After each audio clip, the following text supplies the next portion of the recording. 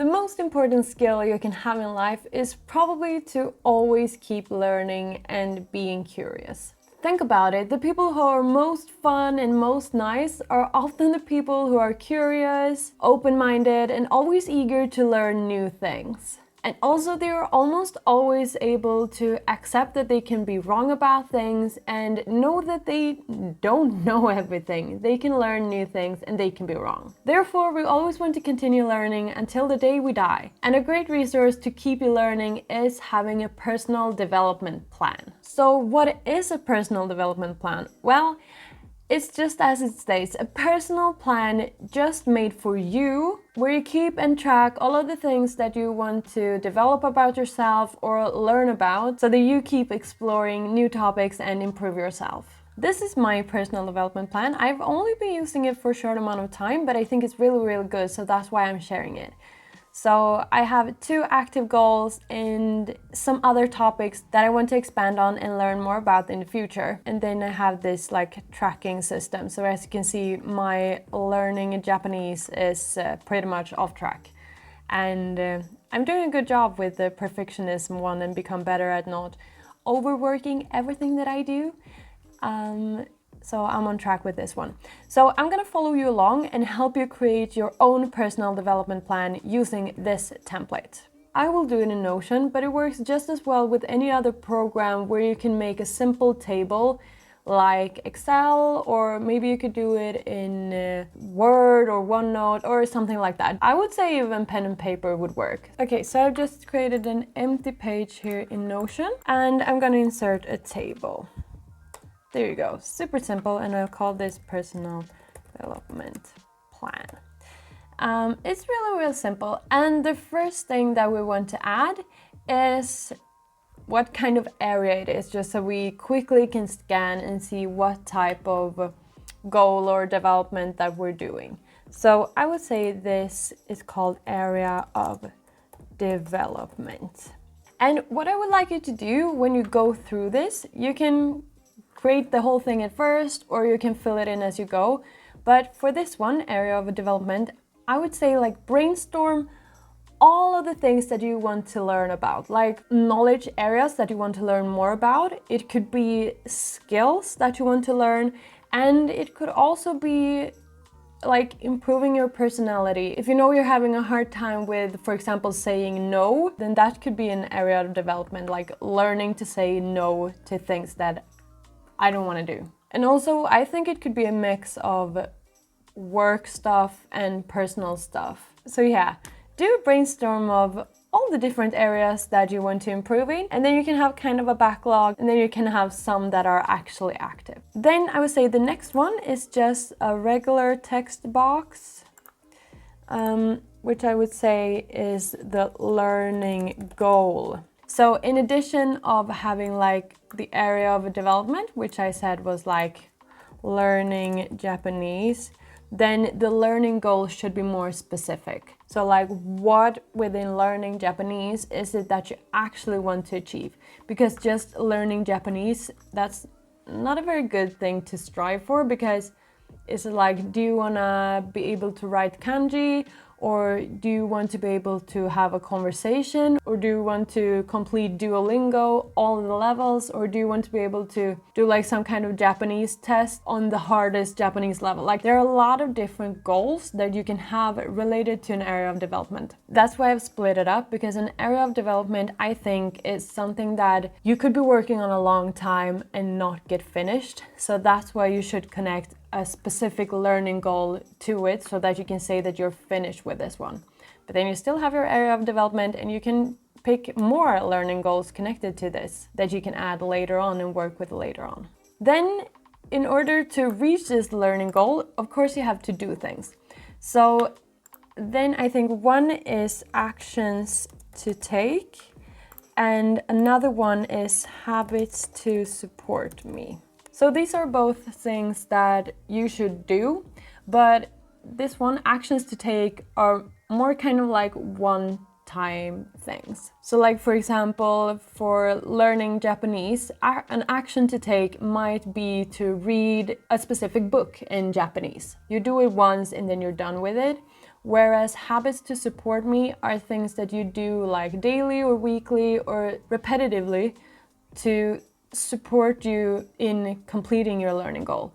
So a habit connected to learning Japanese could be that doing 10 minutes of Duolingo every day. I think you need a healthy balance of both, like habits that you need to do weekly and then more actions to take that are more like specific and will get you a jump start in your development. This is kind of like developmental activities, I would say. So the next thing of this personal development plan template is the date of achievement. Date of achievement. In Notion, I can do this as a date column, but in Excel or any other type of table that you're using, you just have text blocks. So that's what you have to work with. I can just pick a date from this, so that's quite nice.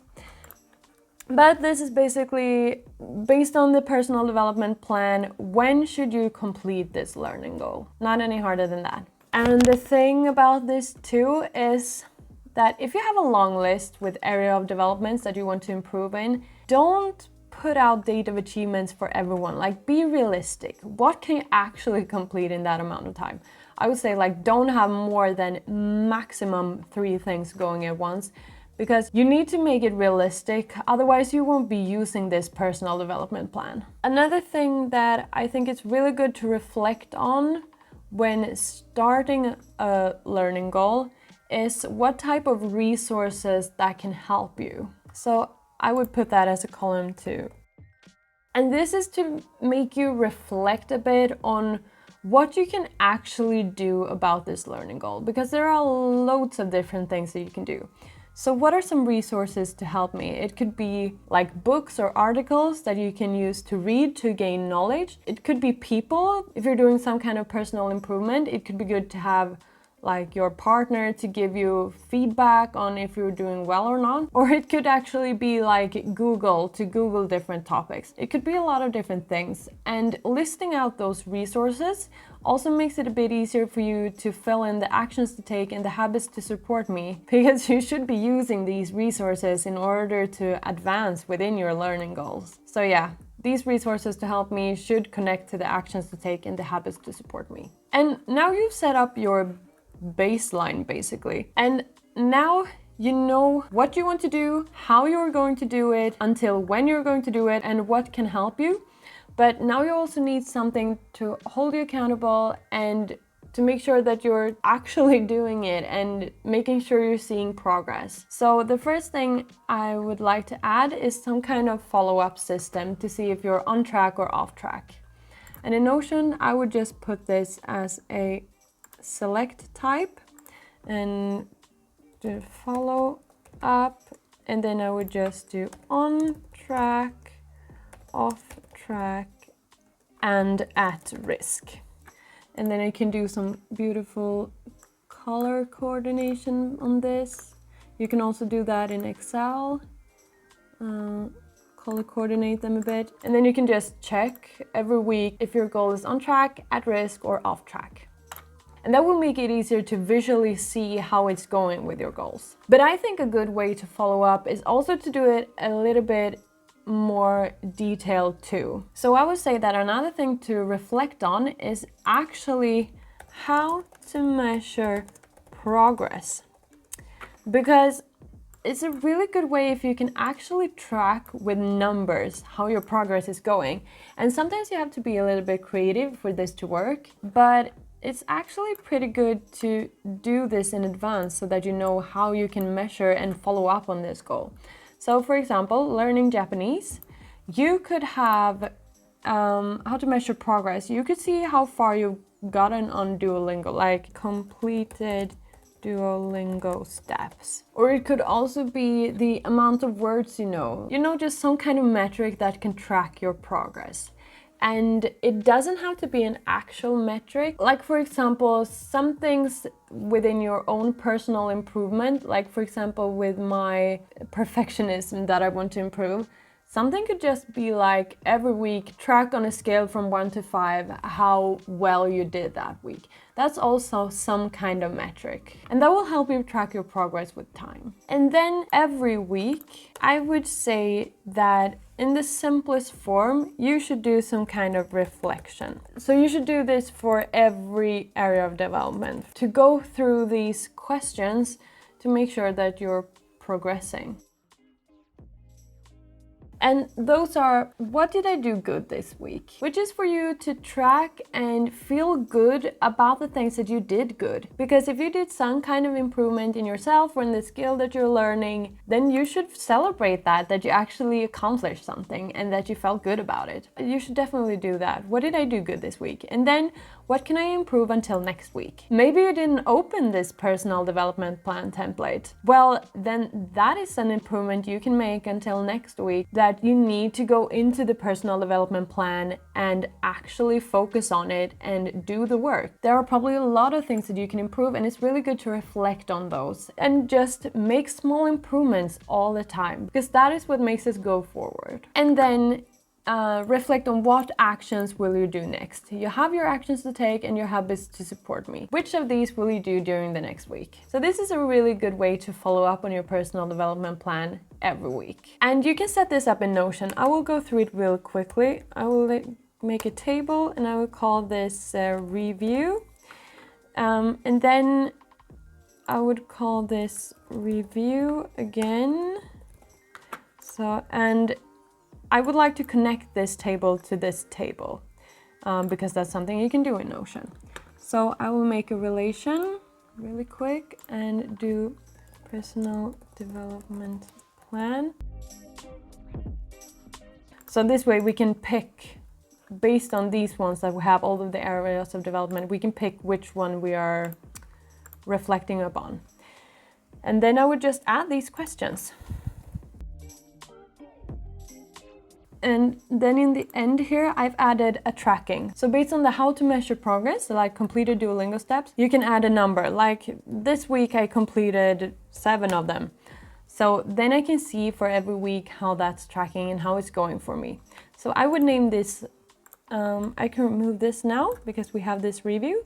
So I would name this like week 41. And then I have the learning Japanese. What did I do good this week? And then you can write something in here. And you can write something in here, and then what actions you will do, and you can just list them like this. And then you can track all of these different learning goals and all of the reflections done. You don't have to do this in a table format. You can just do it in a page or on paper or whatever, but I think this is really good in order to be able to track everything. So now you have a full personal development plan template that you can fill in and keep improving yourself. If you want to keep developing, which I really think you should, to be honest, you can continue your day with watching this video on how you can self-reflect in order to perform better, which is a great method for personal development. Thank you so much for watching. Give this video a like if you liked it. Have a great day, and I'll see you in my next video.